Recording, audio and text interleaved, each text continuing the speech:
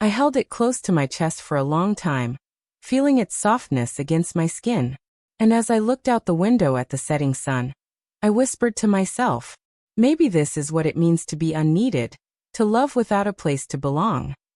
The first few days at my sister's house passed quietly.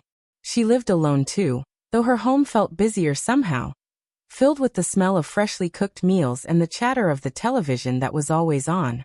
Kala tried to make me comfortable in every way she could.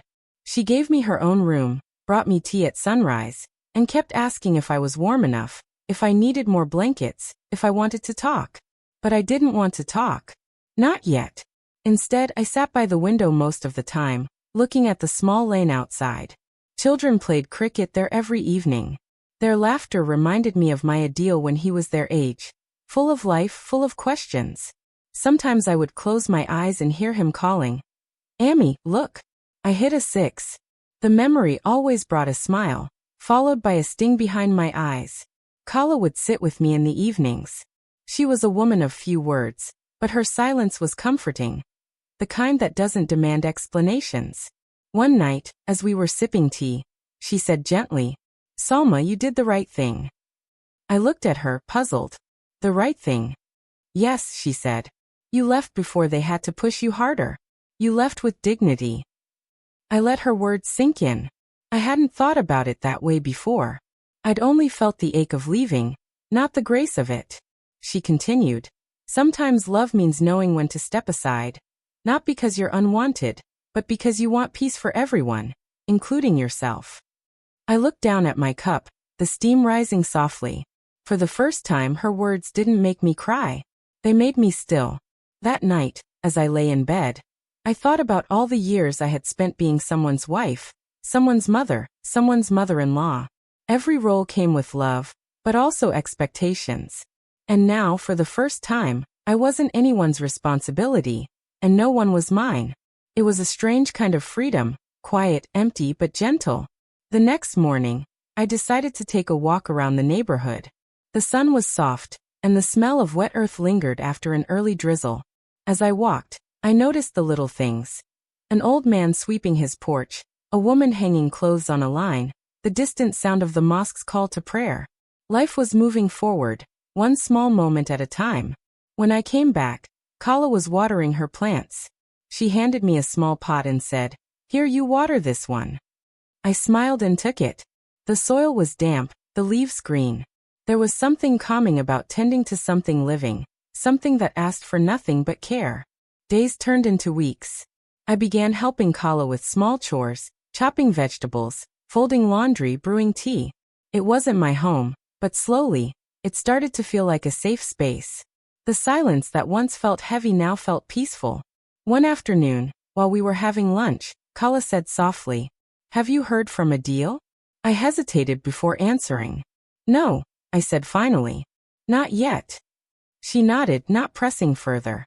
But I could see in her eyes that she wished he would call, for my sake, if not his own. That evening, I took out my old photo album. The pages were yellowed, the pictures fading, but every image told a story. There was Adil as a child, covered in mud after playing in the rain. There was our little family sitting together on Eid morning. And there was Rashid, his smile gentle, his eyes full of warmth. I touched his picture lightly. "Rashid," I whispered. "I hope I did right by our son. Maybe I held on too tightly. Maybe I should have let him be earlier." For a long time, I sat there with that thought. And for the first time since leaving my home, I didn't feel angry or hurt, just quietly aware. A few days later, my phone rang. The number flashed familiar. My heart skipped a beat. It was Adil. I stared at the phone for a few seconds before answering. "Assalamu alaikum, Mammy." His voice was soft, uncertain. "Walaikum assalam, Beta," I replied gently. There was a pause, long and quiet. Then he said, "How are you?" "I'm fine, Adil. How are you both?" "We're okay," he said. "Sadia has been asking about you. She feels bad about how things happened." I smiled faintly. "Don't worry, Beta. It's all in the past." He hesitated again, then said, "Amy, I came to your room the other day. It felt empty. Strange without you." His words made something shift inside me, Not pain, but tenderness. I'm glad you miss me, Beta, I said quietly. That means I left something good behind. He was silent for a while, then said, Amy, can I come visit you this weekend? My throat tightened slightly, but I managed to keep my voice steady. Of course, a deal. You don't have to ask. When the call ended, I sat still for a long time. Kala came in and saw the tears on my face. He's coming, isn't he? She asked softly. I nodded. That weekend, Adil arrived. When I saw him step out of the car, I realized how much older he looked. Not in years, but in spirit. He hugged me tightly, for the first time in a long while. I'm sorry, Amy, he said, his voice breaking slightly. I should have handled everything better. I placed my hand on his back. No, Beta, I whispered. We all do what we think is right in the moment. It's how we learn. He pulled back, eyes glistening. Sadia wanted to come too, but she wasn't sure if you'd be comfortable. I smiled. Tell her she's always welcome. He looked relieved, almost childlike again. We spent the afternoon talking, about small things, memories, plans. He told me about his work, about Sadia's new hobby, about the house. I listened, smiling, grateful that the silence between us had softened. Before leaving, he took my hand.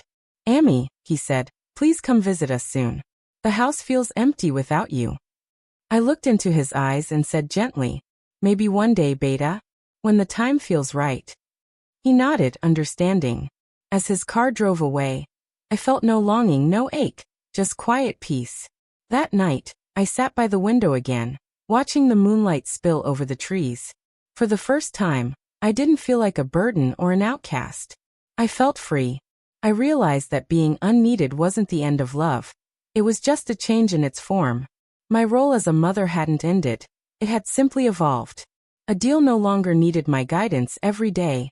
He needed my prayers, my blessings, my quiet presence from afar. And that was enough.